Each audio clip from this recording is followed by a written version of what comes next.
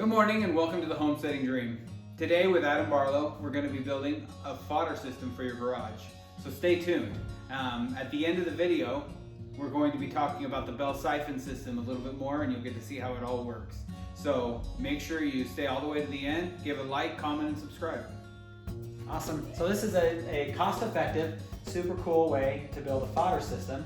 If you don't know what a fodder system is a way for you to be able to grow greens, to be able to feed your livestock, we only grow the greens just short, but it gives them lots of nutrients and helps them to bulk up. It's a really good food source for them, right? Right. So I'm super excited about this. So the materials that we're going to be using, we've got this 4-inch pipe.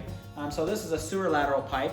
It was actually, we use this because of how much it cost. This is actually, this was $13 for this entire pipe. It's going to do our entire project. And we're also using 2x3s and some 2x4s that we got off the clearance rack at the hardware store. Right, local hardware store. So we're excited. It's going to be a cool project. Now, first thing we're going to do to get started is we're going to cut this down into 4 sections and cut it in half. And you can do that we're going to be using a table saw and a hacksaw, or a table saw and a chop saw. But you could do this all with a hacksaw if that's what you have at home. And then we'll also be cutting this down so that it'll be a height that we can work on to be able to make the stand to be able to hold these pipes. Right. All right, so we're going to take one of our 5.5 footers, one of our 10 footers, and a 2.5 footer, and we're going to go ahead and start assembling this. So we've pre-measured here at 5.5 feet so we can make sure that these are straight and strong to hold up whatever weight we can put on it. Right?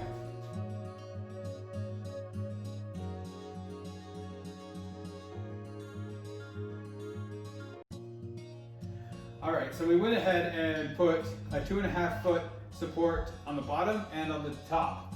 And we're gonna go ahead and do the same thing on the other side. So let's set this back here.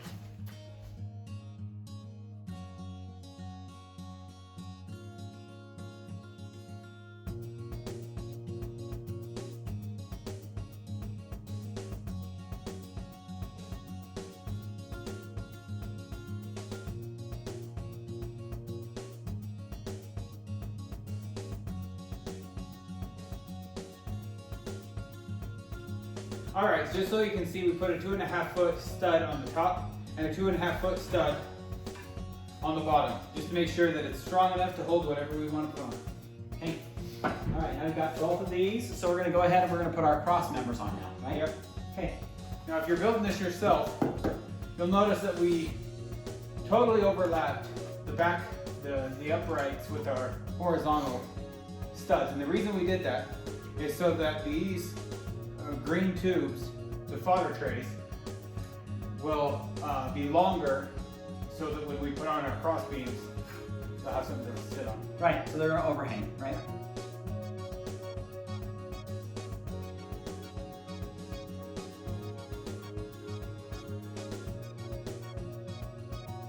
Okay, so we have 2 boards on either side. We went ahead on this higher side right here that'll have our bucket. It's 1/4 inch higher than this side over here.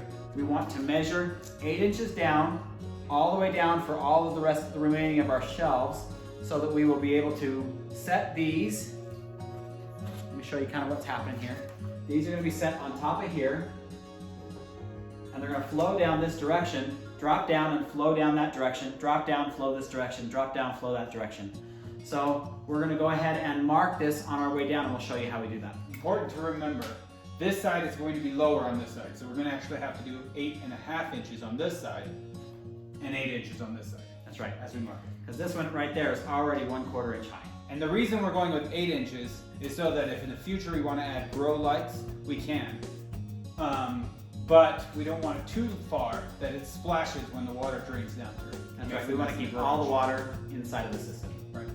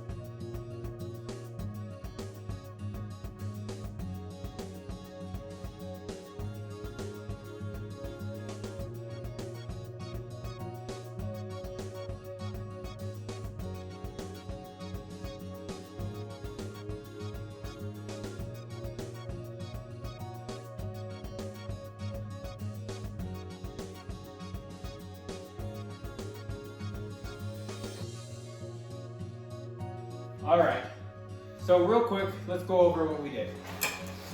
We first put on these 2.5 footers from the 10 footer and the 5.5 footer. And that's just to give it some rigidity and strength when we're putting all this weight on it. Then we went through and we did that on the top and the bottom. We also put on a angle brace here at the bottom so that it won't rack.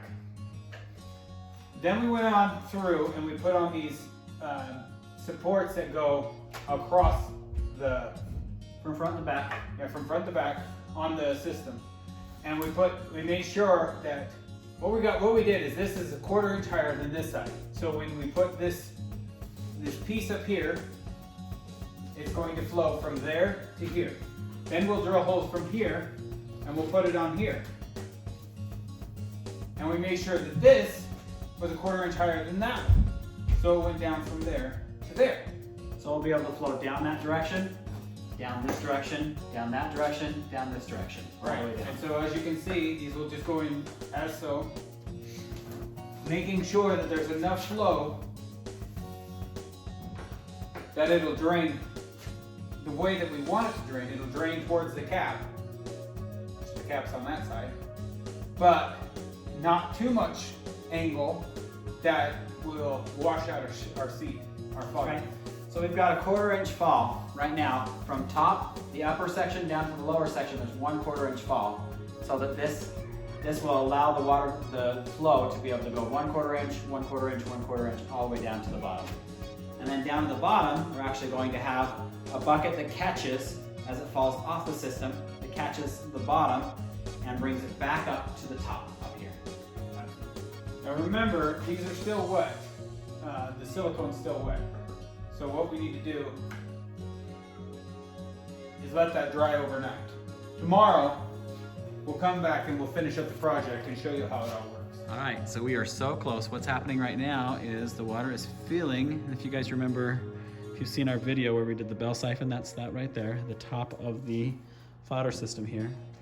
And we are just about to the point where it's going to siphon down. So we are really excited to watch this run down. We've got one of the troughs filled right now with wheat. And that is the fodder that we will be growing as a wheat fodder. We've got 8 trays that are 2.5 feet long. So this is gonna feed our chickens quite well. We're super excited.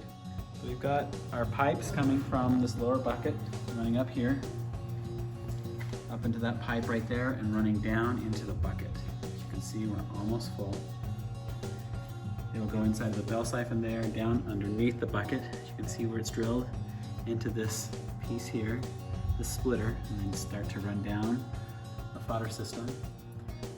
And we've got down underneath each one of these, there are 2 holes drilled. See the bottom of the pipes there? And those run inside of these here. And it'll continue to run down the system until it runs down to the bottom one, where it'll empty back into the bucket right there. Pretty cool. Okay, so as you can see, the water just kicked in. It's flushing down those. There's a full siphon. There's a full siphon. You can see the water line dropping down. Hi guys, this has been a fun project. I'm so excited about it. Thanks to Adam of Barlow again with Enduring Ascent. Check out his channel. This fodder system has been amazing. I'm so excited how it works. It's kind of challenging at points, but if you follow our step-by-step instructions, you should have no problems recreating this for your animals. If you haven't seen the video on the bell siphon and how that works, that was last week's video, so go back and check that out. That was really fun, quick project. All in all, I'm very pleased with how this worked. The whole system cost us less than $50 to build, so that's exciting. Don't be afraid to adjust it to fit your needs and make it work in your house, in your homestead. Please like, comment, and subscribe. It helps us grow. Have a great day.